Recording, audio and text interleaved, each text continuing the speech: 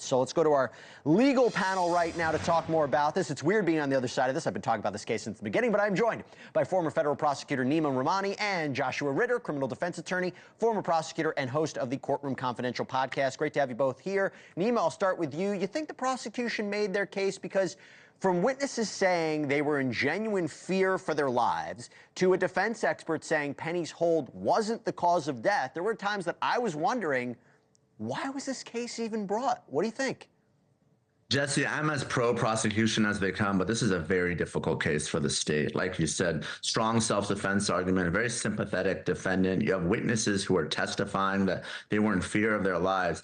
I think really the only chance the state has is that 5 to 6 minutes where it was clear that Neely was no longer a threat. He's not resisting. Essentially, the argument is that Penny went too far. You can defend people, you can restrain someone, but essentially, this is the argument. Again, I'm not saying it's going to carry the day. This is a Derek Chauvin, George Floyd situation where really it's that 8 minutes, that 6 minutes. But I don't think the defense is going to win on causation. It's clear that, in my opinion, to a reasonable degree of medical certainty, Penny caused Neely's death. The question is, was he acting in self-defense of others? And I can easily see this being an acquittal or a hung jury. Yeah, Josh, I'm curious your perspective on it, because I thought the same thing in the sense, out of all times for the sickle cell, the K2, all these different factors to kill him, and not believing it was the chokehold, that might be a stretch, because when you look at the defense, holding the chokehold for so long, testimony that he was taught not to apply that move like that, the testimony of the state medical examiner, is it too much for the defense to overcome? I don't think so. I'm going to jump on board with the both of you. I think this was a difficult case for the prosecution to begin with. And I'll even add to that. The prosecution conceded that there was a threat. The prosecution conceded that he responded reasonably. Where they find the crime was committed was that he just held him too long.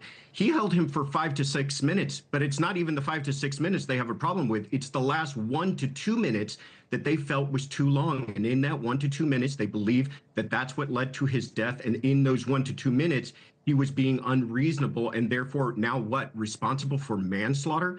I just think that's going to be a very difficult argument to make with jurors. And I will tell you, though, from the prosecution's advantage, they have two different theories to find him guilty, whether it's manslaughter, so a recklessness standard, or criminally negligent homicide, which is a negligence standard. So two different theories by which the jury could ultimately convict him. It's not saying that he intended to kill Jordan Neely. But Neama, something I wanted to ask you is that jurors were shown video of Penny's police interrogation. I've been struggling to see if that was relevant. He said he didn't mean to kill Neely.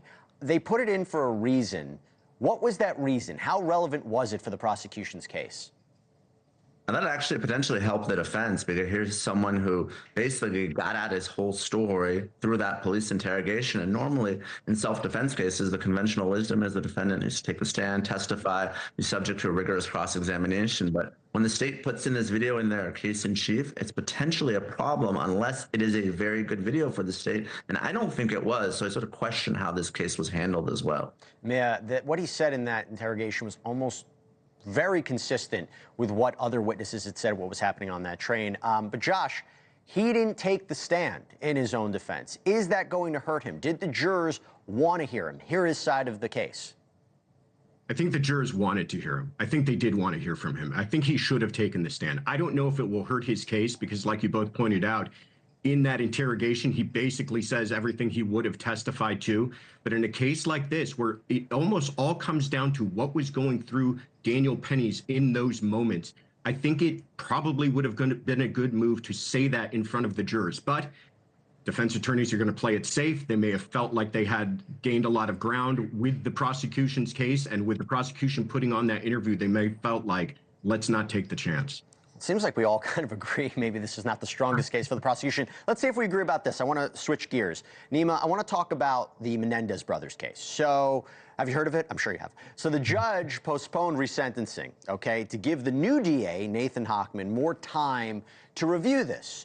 Was this a good decision? Because now it's going to be decided, this resentencing, in January.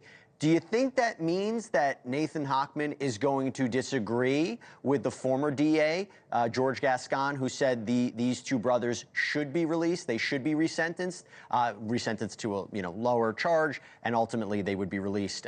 But it's more of a, not even based on the facts of the case, it's more based on their behavior in prison and in the pursuit of justice that they should be released. But does it seem that Nathan Hochman may disagree? It's very possible that Nathan Hochman disagrees. And I used to work with him at the LACD Ethics Commission, but he's really played his cards close to the chest, both in terms of how he addressed this case while he was a candidate during the election and even after the fact. He hasn't taken a position one way or another.